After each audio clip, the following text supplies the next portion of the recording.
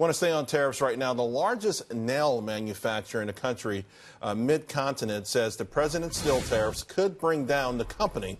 Joining us now is Mid-Continent Steel and Wire spokesman James Glassman. James, thanks for coming on the show. Okay, I want to ask here, how are these tariffs putting this much pressure on you that you can already say that maybe this is it and the company may go out of business?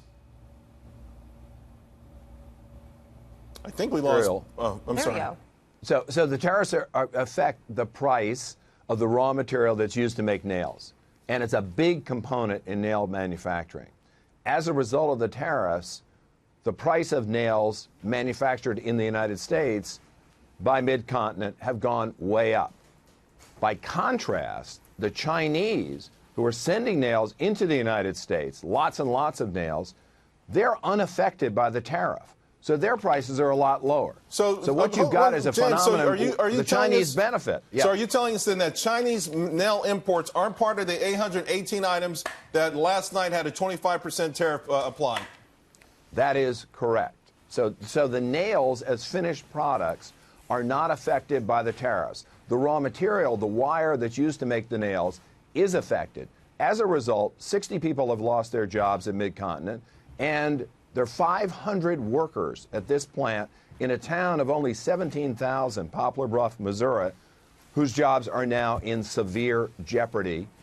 But the administration can do something. President Trump can issue an exclusion and save these jobs. And that's what we're hoping for. An exclusion on the wire input? Correct. Okay. Exactly. What about leveling a tariff on these finished nails coming in from China, a 25% tariff there? Would that level the playing field for you? Well, that's a possibility. It takes a long time to do. And by then, this company could be out of business and 500 people could lose their jobs.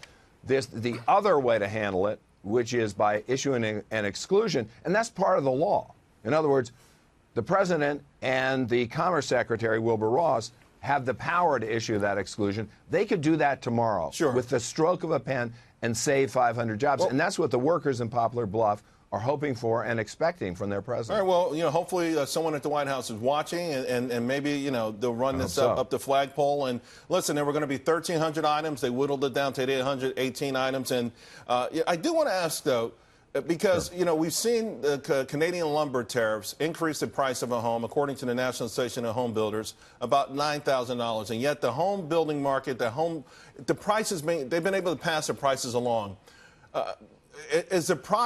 Are these products coming in China as such quality that there's no pricing power for you? Are you unable to pass some of these prices along? It's a good question, but the differential is so great that the answer is no. Our customers, the customers of Mid-Continent, have been willing throughout our history to pay a little bit more for American-made nails, which are better and they're made in America. Right. But we're talking about a very wide differential, in some cases 30%. So James, before I let you go, because some of the viewers, one viewer asked and others who jumped on it, was asking how was the company positioned before this? Was it in good shape before this, or is this a convenient excuse? No. It was in terrific shape. Okay. The number of jobs has doubled since 2012, and in addition to that, this company has been fighting dumping cases against the Chinese and winning. So we were in a terrific position. Unfortunately, with these the tariffs have done what the Chinese competitors couldn't do. All right, well, they really put us on the brink. You stated your case very well, and I hope that the White House pays attention, and hopefully we'll have this discussion again real soon in a more positive manner. Thank you very much, James. Thank you, Charles. Yeah.